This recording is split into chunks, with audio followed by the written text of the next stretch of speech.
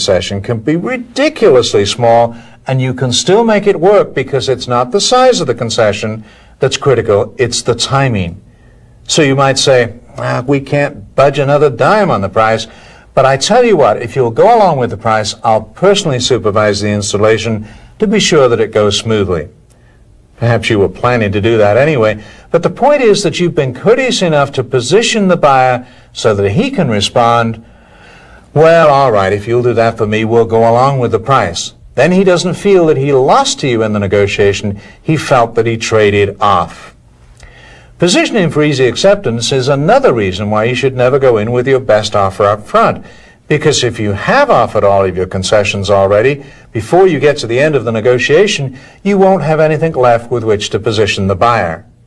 Here are some other small concessions that you can use to position. 1, a free training class on how to operate the equipment. 2, if you sell office equipment, offer to inventory their supplies and set them up on an automatic reordering system. 3, hold this price for 90 days in case they want to duplicate this order. 4, 45-day terms instead of 30 days. 5, 3 years for the price of 2 on an extended service warranty. Remember, it's the timing of the concession that counts, not the size. It can be ridiculously small and still be effective. Using this gambit, power negotiators can make the buyer feel good about giving in to them. Never, ever gloat. Never, when you get through negotiating, say to the buyer, Harry, you know, if you'd have hung in there a little bit longer, I was prepared to do this and this and this for you. Because Harry's going to say unkind things about your mommy when you do that. I realize that in the normal course of business, you'd never be foolish enough to gloat over the buyer because you felt you out-negotiated him. However, here's where you get into trouble with this one. It's when you're negotiating with someone whom you really know well. Perhaps you've been playing golf with this buyer for years. Now you're negotiating something. You both know you're negotiating, and you're having fun playing the game. Finally, he says to you, well, all right, we're all agreed on this, and I'm not going to back out. But just for my own satisfaction, what was your real bottom line there? Of course, you're tempted to brag a little bit, but don't do it. He will remember that for the next 20 years. Always, when you're through negotiating, congratulate the buyer. However poorly you think the buyer may have done, congratulate. Say, wow, did you do a fantastic job negotiating with me? I realize that I didn't get as good a deal as I could have done, but frankly, it was worth it because I learned so much about negotiating. You were brilliant. You want the other person to feel that they won in the negotiations. Have you ever watched attorneys down at the courthouse? They'll cut each other the ribbons inside the courtroom. However, outside, you'll see the district attorney go up to the defense attorney and say, wow, were you brilliant in there? You really were. True, your guy got 30 years, but I don't think anyone could have done a better job than you did, because the district attorney understands that he'll be in another courtroom one day with that same defense attorney, and he doesn't want the attorney feeling that this is a personal contest. Gloating over a victory will just make the attorney more determined than ever to win the rematch. Similarly, you'll be dealing with that buyer again. You don't want him remembering that he lost to you. It would only make him more determined to get the better of you in a rematch. So in this session, we've talked about what to do when you have problems negotiating with the buyer.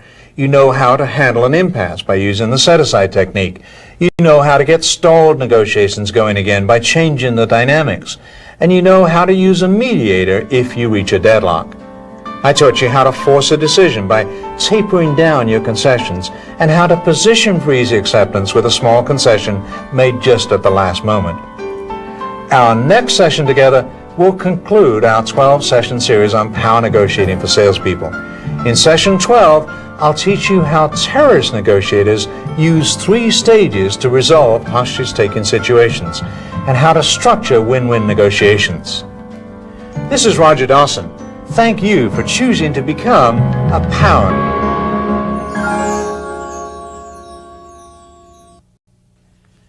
This is Roger Dawson. Welcome back to the 12th and final program in our series, Secrets of Power Negotiating for Salespeople. Not long now, and you'll be ready to graduate as a power negotiator.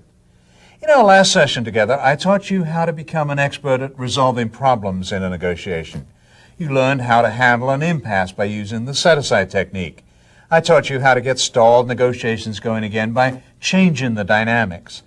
And you know how to use a mediator if you reach a deadlock. I also taught you how to force a decision by tapering down your concessions and how to position for easy acceptance with a small concession made just at the last moment. In this session, I'll teach you how terrorist negotiators resolve hostage-taking situations. You'll be able to use the same techniques to handle an angry buyer. Then I'll teach you how to structure a negotiation so that both sides feel that they won. Let's talk about how to handle the angry buyer. Let's assume that something has gone wrong. The shipment was delayed, you accidentally overcharged them, they feel you lied to them, whatever. But the result is that you have a furious customer on your hands. If you'll learn to go through the 3 stages that I'm going to teach you now, you'll find that frustration over this kind of problem is a thing of the past, and you'll be able to smoothly resolve the situation. Several years ago, the mayors of the 442 cities in California asked me to teach them how to handle hostage negotiations. Let's suppose I said to them that you're the mayor of a small California city and you've been called into a terrorist situation downtown. There's a gunman holding a gun on a hostage in one of your buildings. Your police chief is a little to the right of Genghis Khan, so he's in favor of blowing the whole place apart and killing everybody in sight. Somebody hands you a bullhorn and says, "Okay, negotiate our way out of this one." One of the mayors called out, "Wait a minute, I only got elected by 47 votes. Of course, it's unlikely that you as a salesperson will ever be in that kind of situation. But if you can learn to handle a hostage situation, you'll be able to smoothly handle an angry buyer. The first stage is to establish criteria. Find out exactly what the other side wants to do, even when you're fairly sure that you won't like what you're about to hear. Find out exactly what it is they want, even if you cannot or will not make any concessions to them at all. Find out exactly what it is they want. Get them to establish their criteria. In the terrorist situation, they might want 5 minutes on a local radio station.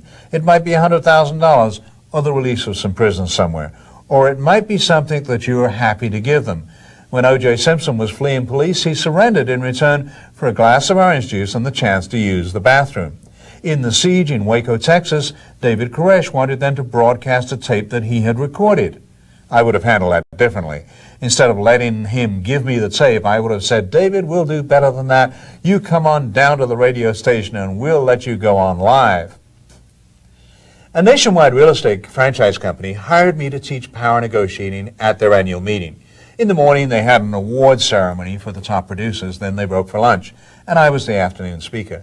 As they finished handing out all these trophies and broke for lunch, I saw one of the franchise brokers come storming up to the front of the room. He grabbed a hold of the vice president of the company and yelled, "Well, you did it to me again. One of my top salespeople didn't get the trophy. How am I supposed to keep them motivated if you don't give them recognition?" He must have caught the vice president at a bad moment because he responded, "You know why he didn't get his trophy? Because you didn't turn your sales report in on time." "Yes, I did." "No, you didn't. You've been with us for 5 years now, and you've never turned a sales report in on time yet." And the fight was on. The people who had lined up to try and talk with the vice president started drifting away in embarrassment. And I started to time this thing to see how long it would take the vice president to find out exactly what the branch manager wanted him to do. 23 minutes went by. By then, they were in a screaming match. The branch manager was saying, "I'm going to leave the franchise. I'm going to pull all my salespeople out, and we're leaving." And the vice president responded, "If that's all the loyalty we've got from you, we're probably better off without you." A major escalation of the problem, when all that it really took was for the vice president to stay calm and say to the branch manager, "Wow, I'm sorry he didn't get his trophy. What exactly is it you would like me to do?" The branch manager would have responded, "Well, give him some recognition during the lunch break or this afternoon, would you?" Then the vice president could have replied, "If I do that for you, what will you do for me? Can I get your assurance that your sales reports will be in on time in future so this could never happen again?" That's the trading off gambit that I taught you in session 4, and it all would have been over. But we see that kind of escalation all the time, don't we? You walk into your office and 2 employees are arguing about something over at the water cooler. They look upset, so you go over to see if you can help. When you find out what they're arguing about, you can't believe what a petty matter it is. One of them borrowed the other one's stapling machine and didn't return it, and the whole thing blew up out of proportion. Or in our personal lives with our spouses and children. Something is said, the wrong response is made, soon the whole thing is flared up, and we never meant for it to get that bad. We just don't know how to pull back from the positions that we've taken in the negotiation. So that's always the first stage in any negotiation. We ask them exactly what they want us to do. Sometimes it's not as bad as we fear. Do you remember the Lufthansa airplane that got hijacked out of Frankfurt, Germany? The passengers thought they were going to get off in Cairo 3 hours later. Instead, they were hijacked, flown all over Europe, and then to New York and back. Finally, the passengers were released. One of them spots a Lufthansa official and goes roaring up to him. He's furious. He has missed all of his business appointments in Cairo and has been terrorized for 3 days by what he sees as Lufthansa's lack of security. Imagine what must have been going on in this official's mind in terms of what it would take to calm this man down. Fortunately, he knew the rule. Find out what they want first. Do you remember what the passenger wanted? Frequent flyer mileage. That's all he wanted to resolve the problem. So sometimes it's not as bad as you fear. But even if it is, you're better off to get them committed to a position. In response, we let them know what we're prepared or not prepared to do. So in stage 1, we establish criteria. Stage 2 is to exchange information. Having established criteria so that each side understands exactly what the other side is initially willing to do, then we can go to stage 2, which is to find out everything you can about the situation. This is one of the most critical parts of any power negotiation, to probe for more information. I taught you in the last session how information is one of the most critical pressure points. Here we see that it's the second stage of every negotiation. Find out all you possibly can. Don't jump to conclusions at this stage. Ask for information. In the case of the terrorist situation, we want to know if this person is a member of an organized group. Have they ever followed through on this threat before? What religion are they? Is there a priest or a minister we can call in? Where is their family? Who can we bring in to help us with the situation? We get all the information we possibly can. Whenever you hear about a hostage negotiation where everything went wrong and people got killed, examine the news reports and see if this wasn't the problem, that the negotiators weren't able or simply didn't have the patience to find out more about the situation. One day a man was walking down Rodeo Drive in Beverly Hills with a gun in his pocket. Now, as you may have heard, this is not an unusual part of living in Southern California. Do you remember when we had the freeway shootings a while back? Overnight we had bumper stickers on our cars that said, "Cover me, I'm changing lanes." So we're used to this kind of thing. The man walked into Van Cleef & Arpels, the jewelry store, and pulled the gun out of his pocket. The guard on the front door locked the door of the store with them all inside. Now here's a multiple choice question for you. Was that A, dumb, B, stupid, C, idiotic, or D, all of the above? Understand that they now have a sign on Van Cleef & Arpels' lunchroom wall that says, "First you leave the store, then you lock the gunman in." The Beverly Hills Police, which trains by watching Eddie Murphy movies, called out every SWAT team in Southern California. Soon they had a gunman on the rooftop of every building and had this 2-block shopping street completely barricaded off for 3 whole days. The merchants were going out of their minds. They were losing millions. They were passing the hat trying to raise bail for this man. On the 3rd day, they finally had this young man in custody, and until they did, they didn't know his name. They hadn't gone through the information gathering stage. So first you establish criteria, and then in stage 2, you exchange information. Only when you've completed these 2 stages do you then go to stage 3, reaching for compromise, which is what most people think of as negotiating.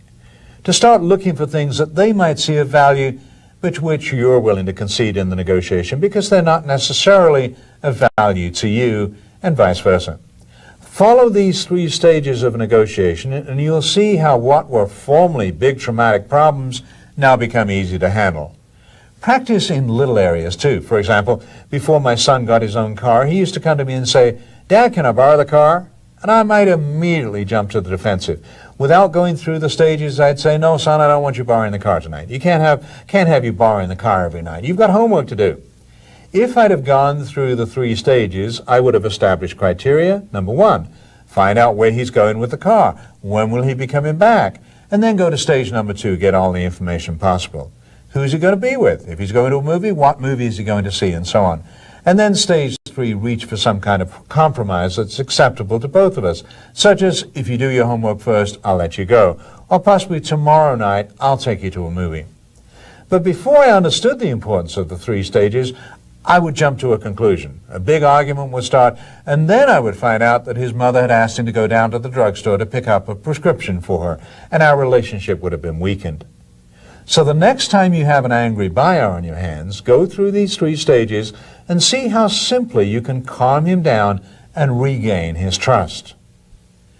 Understanding and applying the 3 stages of negotiations is so important to your success as a negotiator that I want to give you a little test to be sure you understand it. Fair enough? Let's say that you're spending Sunday at home. You're in your favorite recliner watching your favorite program on television. In one hand you have your favorite drink, and in the other you have the remote channel changer for the commercials. You are having a good time. Got the picture?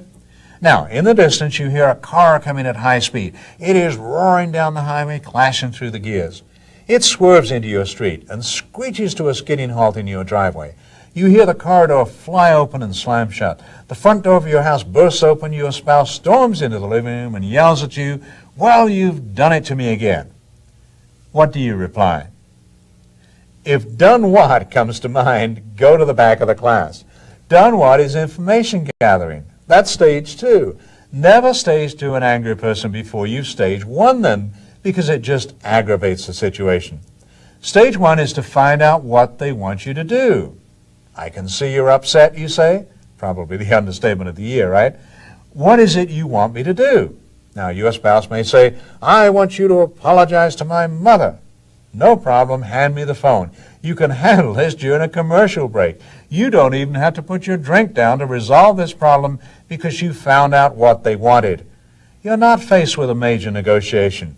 Now, on the other hand, they may say to you, "After what you've done to me, you better be thinking about taking me down to the Cadillac dealership and buying me that new Seville with the Lanswood carpeting and the Burwood dash."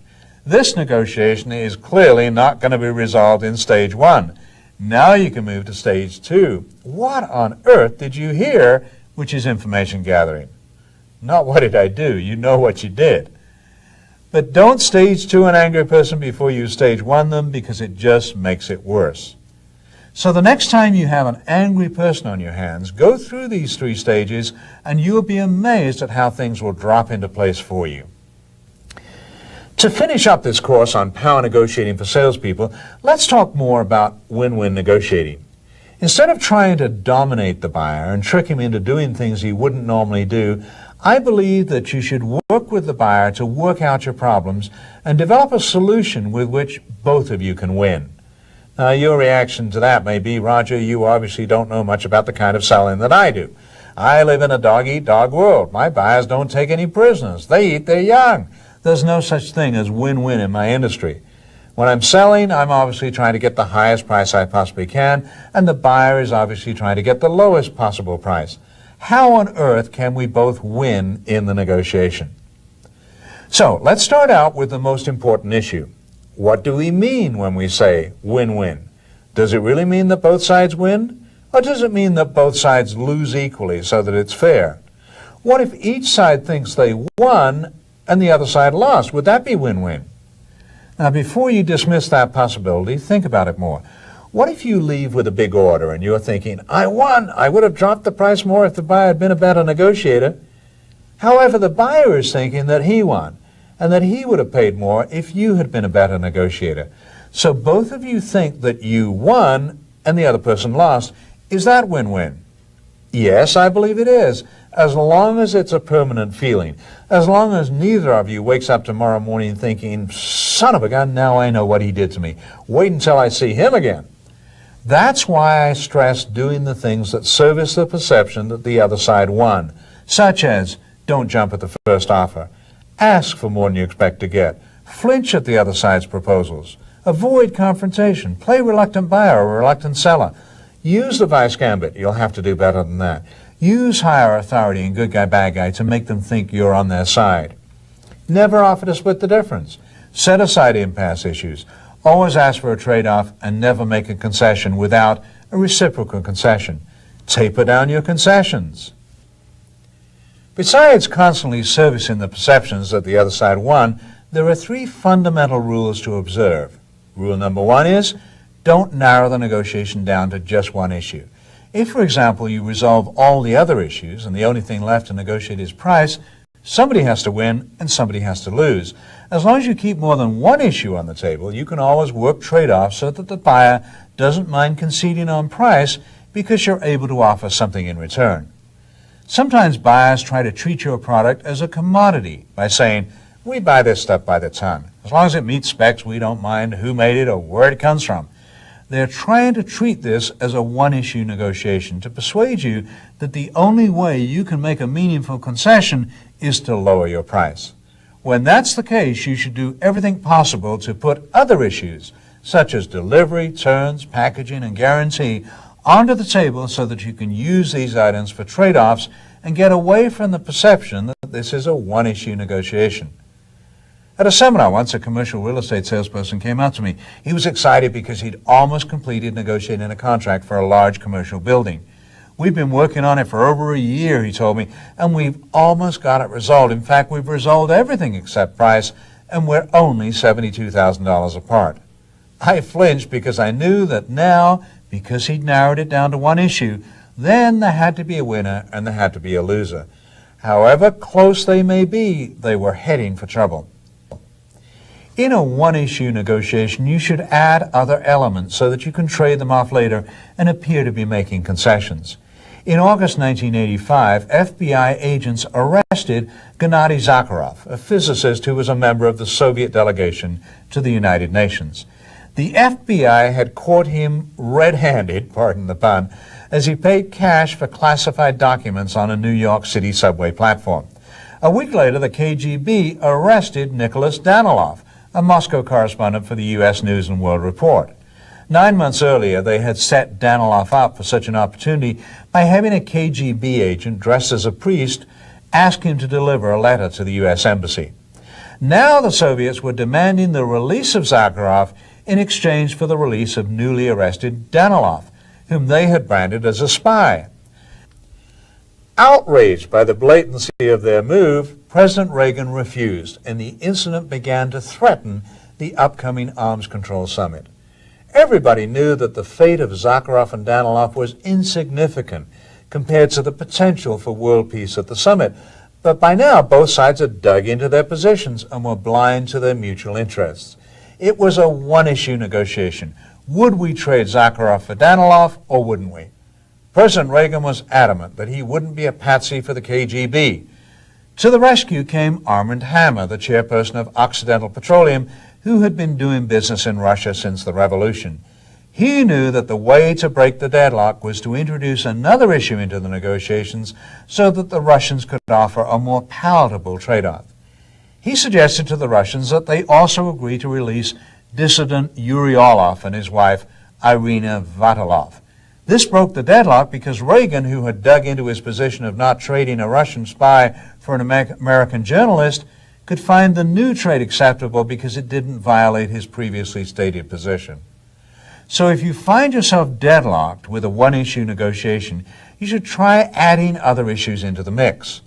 Fortunately, there are usually many more elements than just the one major issue that are important in the negotiations. The art of win-win negotiating is to piece together those elements, like putting together a jigsaw puzzle, so that both people can win. So rule one is don't narrow the negotiation down to just one issue. While we may resolve impasses by finding a common ground on smaller issues to keep the negotiation moving, as I taught you in session 11, you should never narrow it down to one issue. Rule number two that makes you a win-win power negotiator is the understanding that people are not out for the same thing. We all have an overriding tendency to assume that other people want what we want, that what's important to us will be important to them, but that's not true. The biggest trap into which salespeople fall is assuming that price is the dominant issue in the negotiation. Obviously, there are many other elements other than price that are important to the buyer. You must convince him of the quality of your product or service. He needs to know that you'll deliver on time. He wants to know that you will give it adequate management supervision to their account. How flexible are you on payment terms? Does your company have the financial strength to be a partner of theirs? Do you have the support of a well-trained and motivated workforce? These all come into play, as well as half a dozen other factors. When you have satisfied the buyer that you can meet all those requirements, then and only then does price become a deciding factor. So the second key to win-win negotiating is don't assume that they want what you want. Because if you do, you further make the assumption that anything you do in the negotiations to help them get what they want takes you further away from what you want. Win-win negotiating can only come when you understand that people don't want the same things in the negotiation. So good power negotiating becomes not just a matter of getting what you want, but also being concerned about the other person getting what they want.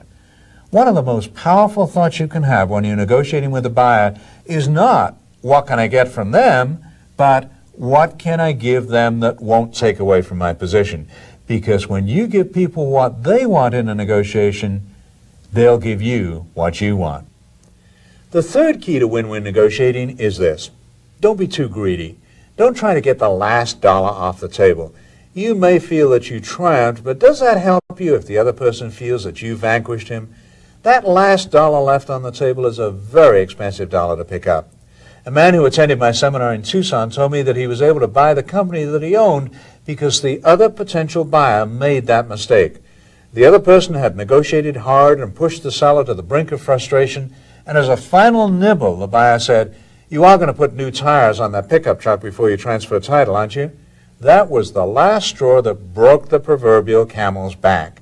The owner reacted angrily, refused to sell his company to him, and instead sold it to the man at my seminar. So don't try to get it all, but leave something on the table so that the other person feels that she won also. The fourth key to win-win negotiating is put something back on the table when the negotiation is over. I don't mean by telling them that you'll give them a discount over and above what they negotiated. I mean do something extra over and above what you promised to do. Give them a little extra service. Care about them a little more than you have to.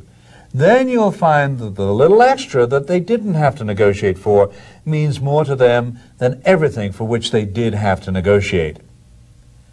Now let me recap what I've taught you about win-win negotiating. 1. Review session 6 again, the one on personality styles. Buyers have different personality styles, and because of this, they negotiate differently. You must understand your personality style, and if it's different from the buyer, you must adapt your style of negotiating to theirs. 2. The different styles mean that in a negotiation, different buyers have different goals, relationships, styles, and faults, and also different methods of getting what they want. 3. That winning is a perception, and that by constantly servicing the perception that the buyer is winning, you can convince him that he has won without having to make any concessions to him. 4. Don't narrow the negotiation down to just one issue. 5. Don't assume that helping the buyer get what he wants takes away from your position. You're not out for the same thing. Poor negotiators try to force the buyer to get off of the positions that they've taken. Power negotiators know that even when positions are 180 degrees apart, the interests of both sides can be neutral. So they work to get people off of their positions and concentrating on their interests. 6. Don't be greedy. Don't try to get the last dollar off the table. 7. Put something back on the table. Do more than they bargained for. If you do all of these things, your buyers will perceive you as a win-win negotiator. So now you're ready to graduate as a power negotiator. The skills you've learned will give you the power to command any sales situation so that you can smoothly get the best deal for you and your company. Far more importantly, these skills will give you the power to manage conflict in your life. From now on, there should never be a time when you lose control of a situation because of anger or frustration. From now on, you will be in control of your life. From now on, you may let yourself get angry or upset, but only as a specific negotiating technique. You will never be out of control. Even when it's only a simple matter such as getting your son to clean up his room or getting your daughter to go to bed on time, you will be in control. From now on, you will understand that any time you see conflict, it is because one or more of the participants does not understand power negotiating. Whether it's a husband and wife in an argument, a worker going on strike, a crime being committed, or an ugly international incident, Power negotiators know that it happened because the participants did not know how to get what they want without resorting to conflict. I look forward to the day when all conflicts are avoided because people know how to get what they want with good negotiating skills. I invite you to share this vision with me by pledging now to remove conflict from your life and the lives of those around you by always practicing good negotiating skills. Then the example that you set will help lead us into a bright new future where violence, crime, and wars become a distant memory. So now we've come to the end of this series. If you've been with me through all 12 sessions, you've just completed the most comprehensive program on sales negotiating available anywhere. Congratulate yourself because you have just graduated as a power negotiator. This is Roger Dawson. Thank you for joining me, and good luck with all your negotiations.